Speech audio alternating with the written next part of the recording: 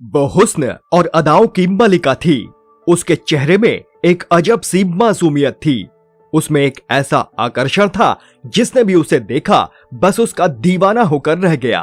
अपनी पहली ही फिल्म से उसने बॉलीवुड में वो रुतबा हासिल कर लिया था जिसे पाने के लिए कलाकारों को सालों साल लग जाया करते हैं।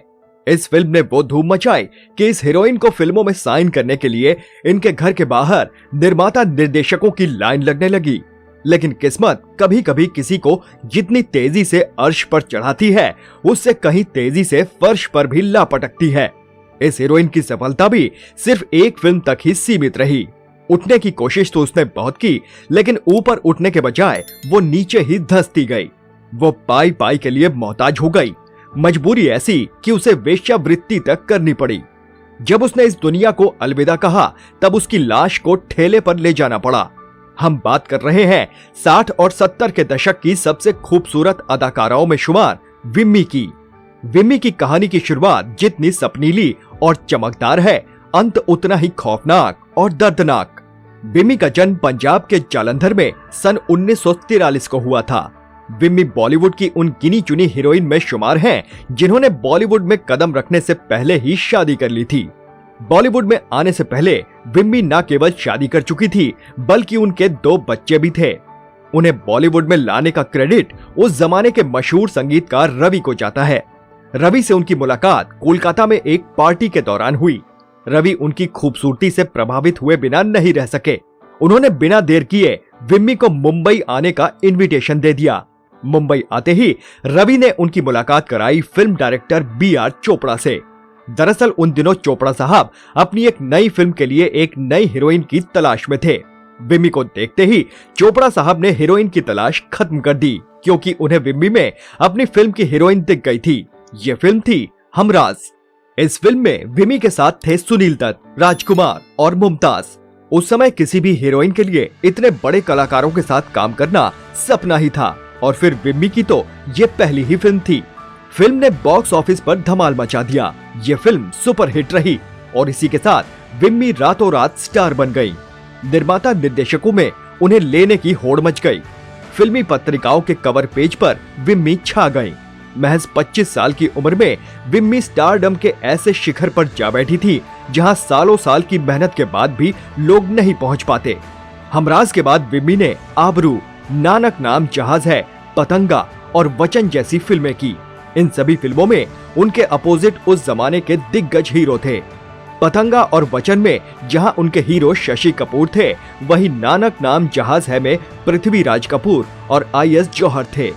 लेकिन दुर्भाग्य ये रहा कि हमराज के बाद उनकी सारी फिल्में फ्लॉप रही। इसके साथ ही उनका स्टारडम भी जाता रहा। 4 दिन की चांदनी फिर अंधेरी रात, ये कहावत विम्मी पर एकदम फिट बैठती है। अपनी असफलताओं को भुलाने के लिए विम्मी ने शराब पीना शुरू कर दिया और जल्द ही शराब ने उन्हें पीना शुरू कर दिया। ऐसा कहा जाता है कि वो एक टेक्सटाइल फैक्ट्री भी चलाती थी, लेकिन यहाँ भी कंगाली में आटा गीला हो गया। उनकी फैक्ट्री भी घाटे में चली गई। समय के साथ उनकी तंगहाली बढ़ती गई। फिल्में मिलनी तो पहले ही बंद हो चुकी थी। कमाई का कोई जरिया बचा नहीं था। उनकी पर्सनल लाइफ भी बहुत खराब रही। उनकी शादी पढ़ाई पूरी होते ही जाने माने इंडस्ट्रियलिस्ट शिव अग्रवाल से हो गई थी। लेकिन रिपोर्ट्स की माने तो इंडस्ट्री में उनके डाउनफॉल का बहुत बड़ा कारण उनका ही पति रहा। असल में हमराज की सफलता के बाद विम्मी कौन सी फिल्म करेंगी कौन सी नहीं, ये सारे फैसले उनका पति ही करने लगा।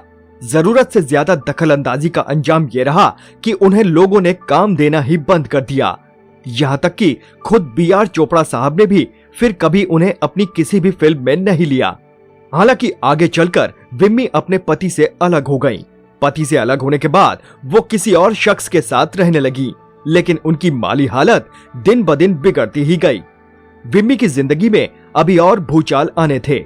ऐसा ही एक भूचाल आया जिसने उन्हें वेश्यावृत्ति की गर्त में धकेल दिया। उनका बंगला, गाड़ी, परिवार, बच्चे तो कब के छूट चुके थे।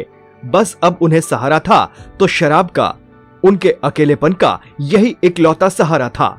शराब की लत के चलते उनका लीवर पूरी तरह खराब हो चुका था। कभी आलीशान बंगले में रहने वाली, इंपोर्टेड गाड़ी में घूमने वाली विम्मी अपने आखिरी दिनों में एकदम कंगाल हो चुकी थी।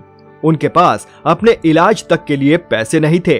उनका आखिरी समय नानावती अस्पताल के जनरल वार्ड में गुजरा, जहां वो एकदम अकेली थी। उनका कोई भी करीबी उनके पास नहीं था। रातों रात स्टार बन जाने वाली विम्मी महज 34 साल की उम्र में इस दुनिया को हमेशा हमेशा के लिए अलविदा कह गई।